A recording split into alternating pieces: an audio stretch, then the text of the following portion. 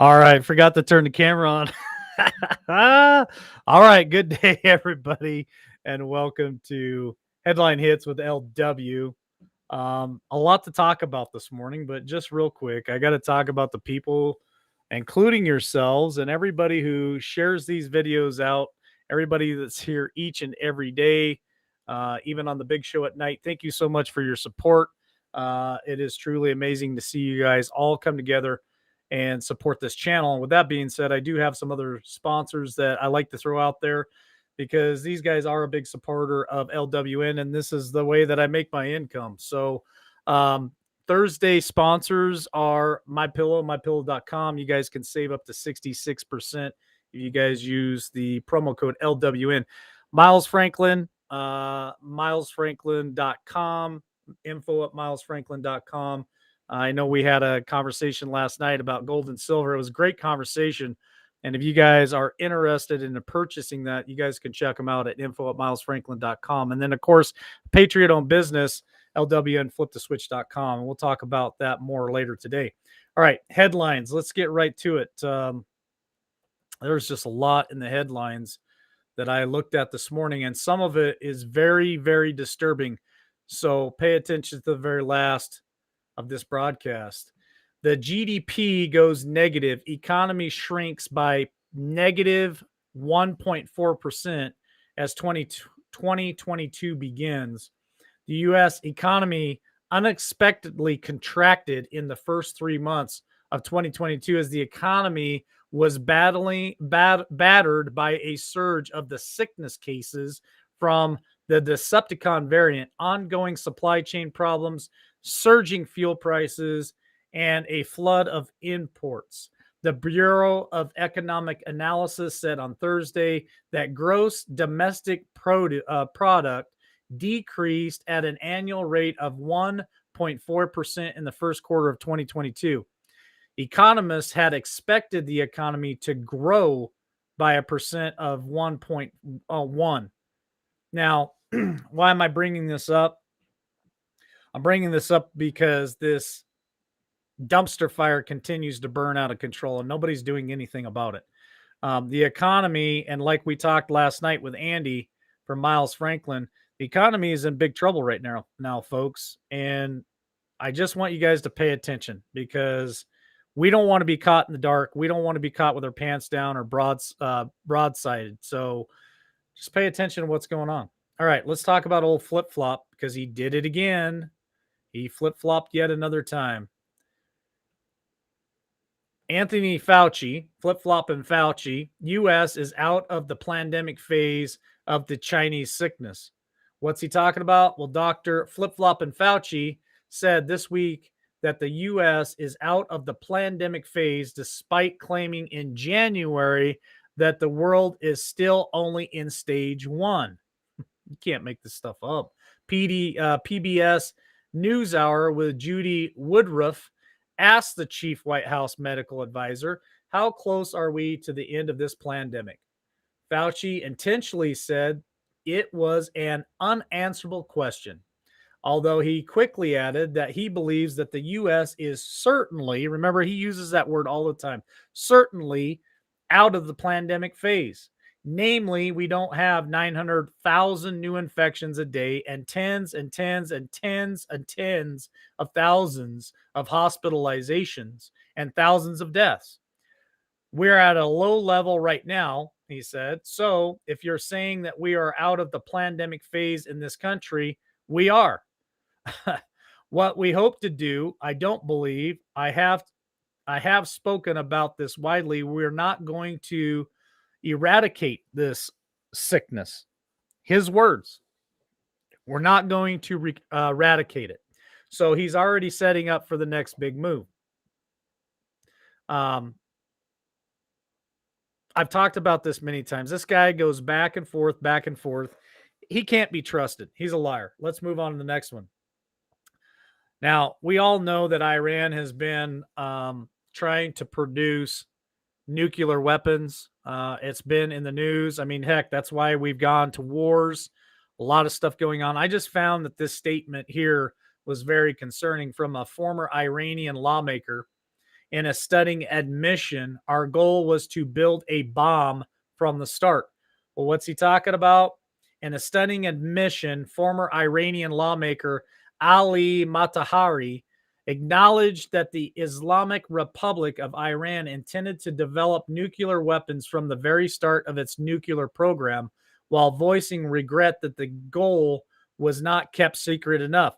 Well, no kidding. I mean, if you're starting a nuclear program, wouldn't you expect that you're going to produce a nuclear weapon? His frustration is they didn't keep it secret enough. Why is that? Because NATO and the rest of us have gone in there and tried to put a stop to their nuclear program. The former deputy parliament speaker stated in an interview on Iran's Student Correspondent Association, the ISCA, state-run news on Sunday, when we, Iran, began our nuclear activity, our goal was indeed to build a bomb. There is no need to beat around the bush, he added. Uh, when asked if he was actually stating the aim was to build a bomb, he responded, yes, 100%. He explained that the aim was that of the entire regime, or at least the people who started this activity, and was to serve as means of intimidation. So they wanted to create this nuclear program and these bombs to intimidate people. Well, is that where it would have stopped? Would they have stopped at just mere intimidation, or they have actually used their weaponry against other countries? Well, let's hit the next headline. Wow, I've got all kinds of my internet's slow today. It's having a hard time loading, but we'll get through it. All right, now this is something I wanted to bring to your attention as well. As watchers, pay attention to this. The Department of Homeland Security sets up disinformation governance board to fight misinformation. Where are they talking about? The Department of Homeland Security is setting up a disinformation governance board in an attempt to combat misinformation online. Now it goes on to say that they talk about free speech and how it's important to have open forums. But if you read to the bottom of the article in Breitbart,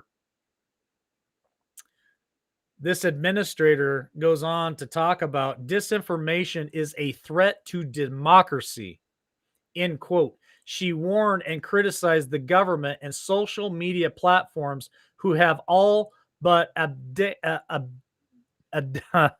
basically gotten rid of their responsibility. They've turned their back on their responsibility to address domestic disinformation.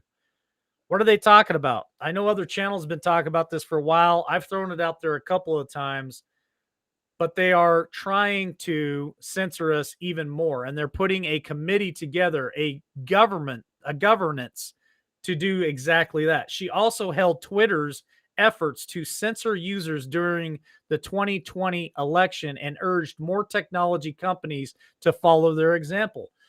Quote, Twitter is the best example of a platform moving in the right direction in this context, but the U.S. political environment would be better served if more transparency and equality around its enforcement of these matters. I'm just warning you guys that they're actually trying to do this. So get involved. That's all I can tell you. Write your senators, write your state representatives. We do not agree with this. And this is all taken from taxpayer money, just so you guys know. So the more our taxes go up and the more they take from us, this is what our government does with our money. They sit there and they build these disinformation governance boards to combat us. All right, next headline. Let's talk about the border. If it'll get there. Biden border plan. More taxpayer funding for NGOs to bus fly border crossers into American communities. Now, I've talked about this just recently within this week or last week. I talked about them doing this. We also talked about Governor Abbott from Texas, who bussed a bunch of them to D.C., and they welcomed them with open arms. Well, President Joe Biden's Department of Homeland Security, the DHS, has crafted a plan to move more quickly and easily busing and flying border crossers into American communities as a response to the president seeking to end Title 42, the public health authority used to deter illegal immigration. Now, Title 42, we've been talking about it a lot here at LWN. Title 42 was implemented by the Trump administration in 2020.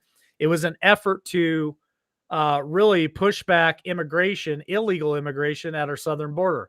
Now, this administration has publicly stated that they want to do away with Title 42, and we're fighting it right now. A lot of states are fighting this whole thing. So this also is in Breitbart. If you guys want to check it out, I'm going to hit the next headline because it's more to do with Title 42. The Democrats are running scared right now, folks. Democrats admit that Biden's ending Title 42 a quote big problem end quote for their election odds. So even some of the Democrats are saying that this is pretty crazy for you wanting to end Title 42. But the problem is, we all know that part of the game plan for Title 42 and ending it and all these open border policies is to get more voters at the voter box, right? So high ranking Democrats are now publicly admitting that President Joe Biden's insistence on ending the public health authority known as Title 42 at the United States Mexico border has created a quote big problem end quote for them ahead of the midterm elections in November. Weeks ago, the CDC announced that on May 23rd, the Biden administration would end Title 42. The authority was first issued by Trump in 2020 and allowed federal immigration officials to quickly return illegal aliens to their native countries after they cross the southern border. So Speaker of the House, Nancy Pelosi, isn't happy with the Biden administration in handling Title 42. Democrat leaders worried if they reinstated Title 42 came up at a vote as a part of the Ukraine aid package that Democrats would have to vote to defeat it. So there's some inner party turmoil right now. A lot of stuff not going the way the Democrats wish it would go right now, and they're starting to get pretty scared about the midterms. So let's hit the last two headlines of today. Some of them are very, very concerning. And again, as watchmen, I'm putting this out there for you guys so you're aware of what's going on, not just in New York, not just in San Francisco, but all across the country, Wisconsin, Minnesota, Michigan. Pay attention to this. Here's your flag. New York's highest court throws out pro-Democrat gerrymandered map. So you guys ask, well, what is gerrymandering, Mike? Well, let me tell you. Do some research. Google it. Gerrymandering. Now, changing borders and districts is a pretty normal thing. If you remember correctly, in 2020, we had a census. So what they do is they go out and they count population. And due to those numbers in the population, they will change borders in voting districts and all kinds of congressional lines. Okay, I'm explaining this article. If you guys want to read it, you can go to Breitbart and read it. I'll hit the headline here in a minute. I want to explain this to you. So this is an easy way for politicians and for our government to not always necessarily be truthful about certain things. What they can do is they can go in and see where population has grown, and they can change those borders and those lines to grab a big percentage of a certain demographic of people in those areas. And so that will give them more electorals. That will help them in the whole voting process. If you want me to be frank about it, it's a way for them to cheat. Okay. And I'm being a watchman right now. And I'm telling you guys, pay attention to this. Even in Minnesota, Wisconsin, and all the other states, Texas, every state in the union, this is what these people are doing. I have already reported to you guys that the Democrats are already raising $80 million to put election officials in certain locations. This ties to it. Let's read about it. The highest court in New York of appeals sided with the Republicans on Wednesday and held that the Democrats unconstitutionally gerrymandered and recently proposed constitutional map signed by Governor Kathy H., the Democrat from New York. Based on the foregoing, the enhancement of the congressional and Senate maps by the legislature was, uh, oh man, some of these words.